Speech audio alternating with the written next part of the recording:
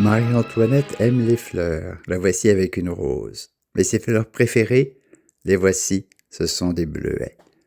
On les appelait barbeaux autrefois, et voici le service de Sèvres aux barbeaux qui a été réalisé spécialement pour la reine et en un seul exemplaire.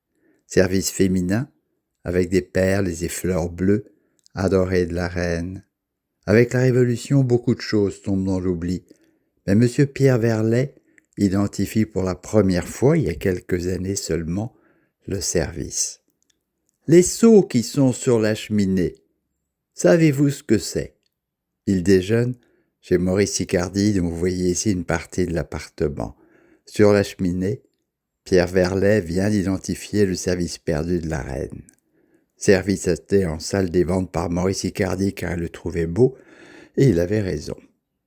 Sur la même cheminée, encadrant les deux seaux de la reine, se trouve la pendule que son mari, le roi Louis XVI, regarde pour connaître l'heure exacte du départ des Tuileries pour Varennes. La fuite de Varennes, où la reine s'arrête encore pour cueillir des fleurs dans les champs. Ces roses, nous les retrouvons ici. Mais ces roses ne sont pas au Petit Trianon où elle était reine, mais au square Louis XVI, où son corps décapité fut jeté dans la terre à l'âge de 37 ans. Ne préjugez jamais.